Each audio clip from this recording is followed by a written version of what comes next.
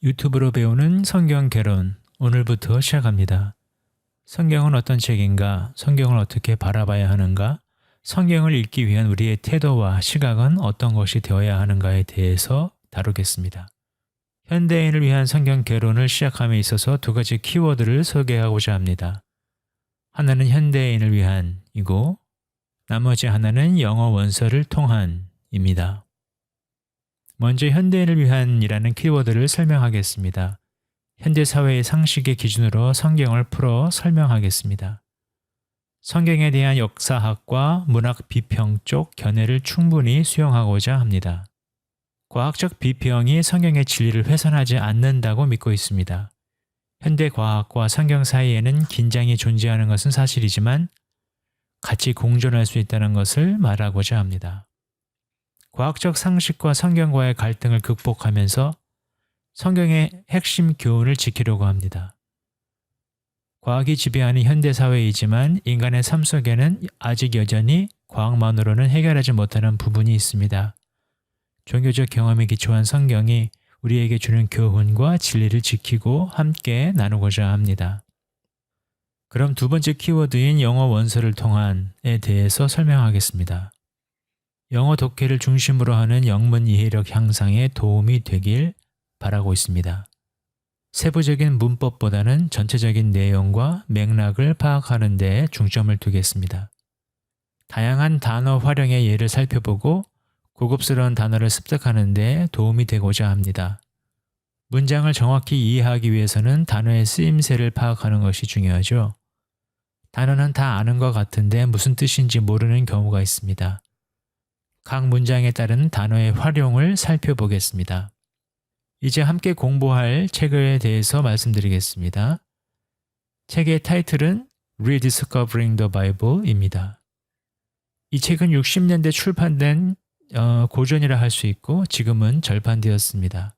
절판된 이유는 저도 잘 모르겠습니다. 그러나 내용면에서 보기 드문 흔하지 않은 수작이기 때문에 지금까지도 많은 사람들이 읽고 있는 책으로 알고 있습니다. 미국 고등학교에서 대학 신입생이 읽기 좋은 수준의 책입니다. 대학 1학년급 교양과목 교재 수준이라 할 수 있습니다. 저자는 버널 W. 앤더슨이라고 합니다. 구약 신약자이면서 감리교 목사입니다. 예일 대학교에서 박사학위를 받고 프린스턴 대학교에서 교편을 잡았습니다. 우리는 이분이 목사라는 것에 주목할 필요가 있습니다. 흔히 신학과 교회 현장 사이에 괴리가 있다고들 말하는데 이에 대해서 아마 저자가 깊이 인식했을 겁니다. 따라서 이 책을 쓴 근본적인 이유와 목적이 아마도 그 괴리를 극복하고자 하는 의도일 가능성이 많습니다.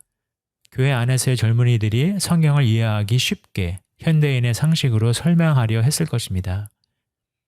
그리고 이것이 이 책을 함께 공부하려는 저의 이유이기도 합니다. 이제 성경 공부 방법에 대해서 언급하겠습니다.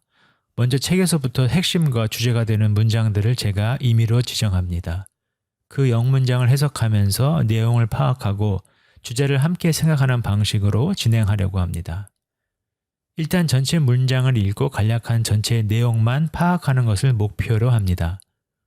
문장들의 전체 주제가 무엇인가 파악하도록 하는 것이죠.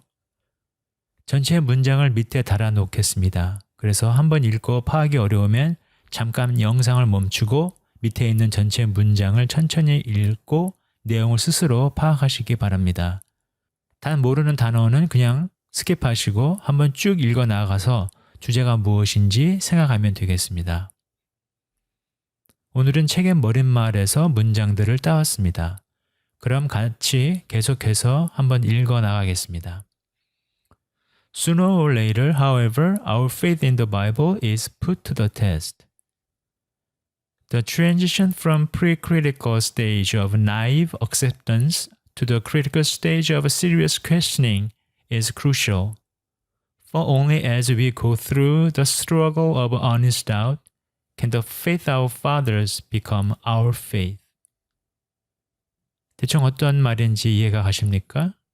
이제 한 문장씩 어떤 뜻인지 함께 생각해 보겠습니다. 먼저 주어와 동사를 찾는 것이 문장 이해에 중요합니다.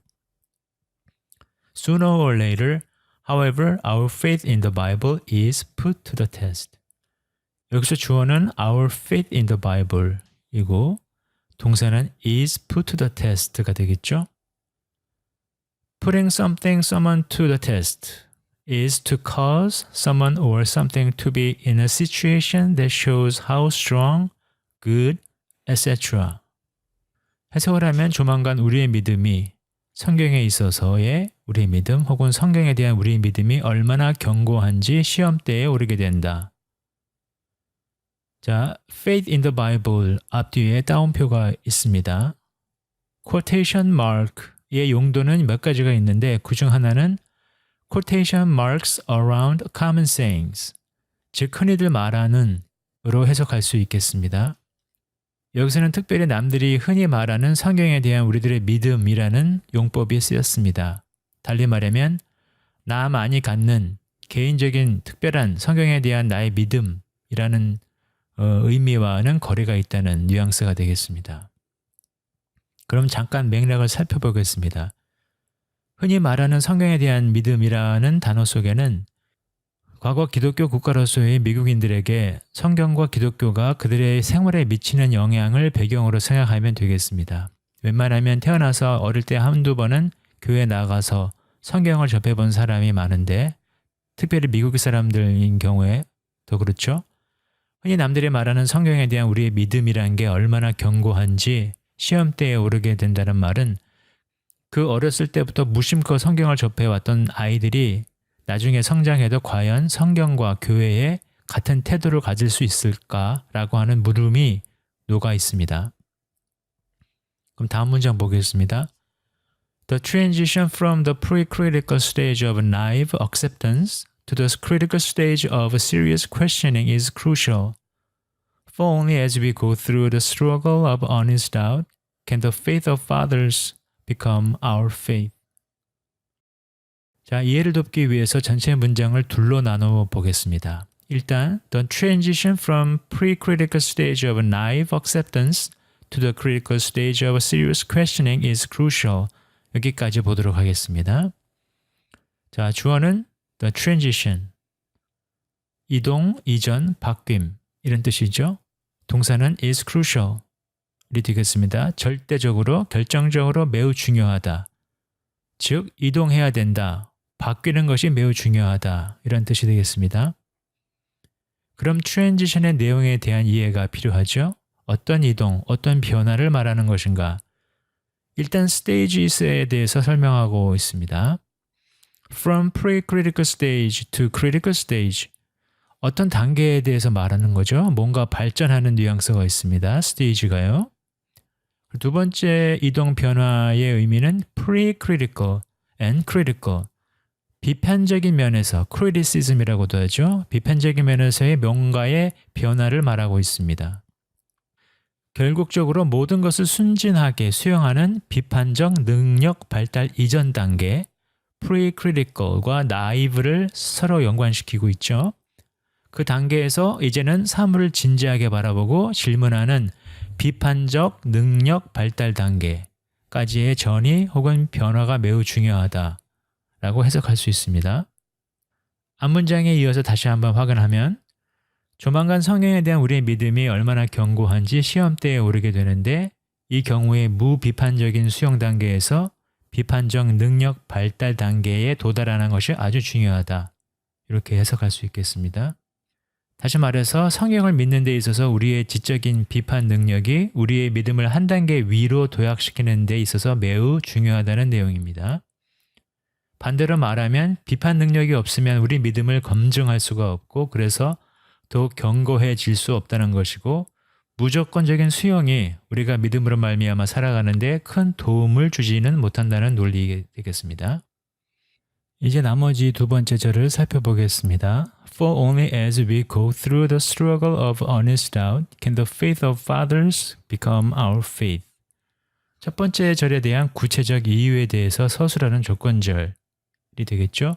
For only as를 for only when으로 바꿔 쓸 수도 있겠습니다. 왜냐하면 오직 뭐뭐 할 때로 표현하면 좋을 것 같습니다.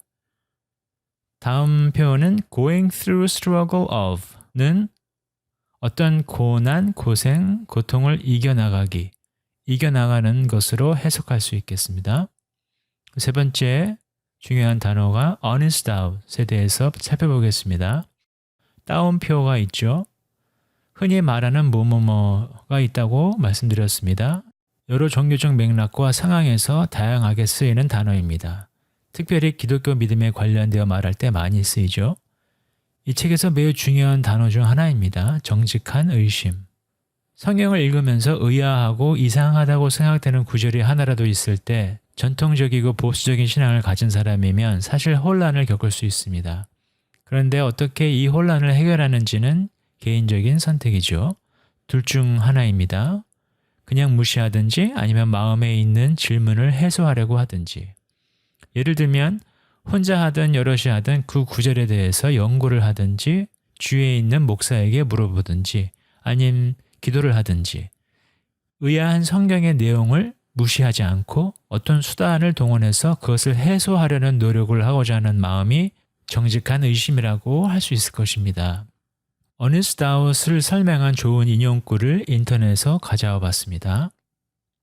뭐라 하냐면 doubt is not unbelief. It is a friend of truth because honest doubt is a seeker and truth welcomes investigation. 해석을 해보면 의심은 불신이 아니다. 진리의 친구 중 하나이다. 진리에 가까워질 수 있다. 뭐 이런 뜻이겠죠? 왜냐하면 정직한 의심은 무언가를 찾는 것 혹은 행위 혹은 찾는 자이고 truth welcomes investigation. 직역을 하면 진리는 탐구를 환영한다. 받아들인다가 되겠지만 전 진리는 찾아지는 것이다로 해석해 봤습니다. 다시 본문으로 돌아가서 정직한 의심이라고 하는 고행의 과정을 거쳐야만 Can the faith of our fathers become our faith? 우리 선조들의 믿음이 우리의 믿음이 된다라고 말합니다. 조건절이라서 can이 앞에 나왔죠. Faith of our fathers에 또 따옴표가 있습니다. 흔히 말하는 우리 조상들이 가졌던 믿음. 여기서 우리 조상이란 미국 청교도일 수도 있고요. 혹은 성경에서의 인물들, 아브라함이나 이삭 이런 사람들을 말하는 것일 수도 있습니다. 우리 선조들이 가졌던 믿음이 우리의 믿음이 된다. 정직한 의심을 해소하고 극복했을 때에 비로소 우리는 성경에서 이야기하는 믿음의 조상들이 가졌던 그 믿음을 우리의 것으로 만들 수 있다. 이런 뜻이겠죠? 자, 이제 전체 문장을 한번 살펴보겠습니다. 성경에 대한 우리의 믿음을 말할 때 성경을 이해하는 데 있어서 무비판적인 수용 단계에서 비판적 능력 발달 단계에 도달하는 것이 아주 중요하다. 왜냐하면 정직한 의심을 극복했을 때에 비로소 우리는 성경에서 이야기하는 믿음의 조상들이 가졌던 그 믿음을 우리의 것으로 만들 수 있기 때문이다 라고 저자는 말하고 있습니다. 맥락을 좀 더 파고 들어가겠습니다. 성경을 읽을 때 의아한 부분을 관가하거나 무시하지 말고 파고 헤쳐보라는 것입니다. 치열하게 고민하고 스스로에게 질문하라는 것입니다. 왜 어떻게? 라는 질문에 대한 해답은 지식적인 것이나 인식적인 것일 수도 있고 존재론적인 것일 수도 있습니다. 어쩌면 해답을 못 찾을 수도 있습니다. 그렇지만 그것도 하나의 결과로 간주될 수 있습니다. 그래서 정직한 의심에 대한 결과물을 찾는 그 과정을 거쳤을 때에 비로소 성경에서 말하는 하나님에 대한 믿음이 나의 것이 될 수 있다는 것입니다. 이 과정은 그냥 지나칠 수 있는 것이 아니다 라고 합니다. 우리 인생에서 언젠가는 거쳐야 할 과정이라는 것입니다. 어느 정도 성숙의 단계가 되면 나이를 먹거나 기타 소위 머리가 커지게 되면 성경에 대한 우리 믿음이 반드시 시험대에 올라간다 라고 저자가 표현하고 있습니다. 네, 오늘은 여기까지 하겠습니다. 다음번에 나머지를 계속 살펴보겠습니다. 여러 가지로 부족한 점이 많았습니다. 수정할 부분이나 질문 그리고 간단한 소감은 댓글로 남겨주시면 감사하겠습니다. 그리고 이번 본문은 밑에 남겨놓았습니다. 다음에 다시 돌아오겠습니다. 감사합니다.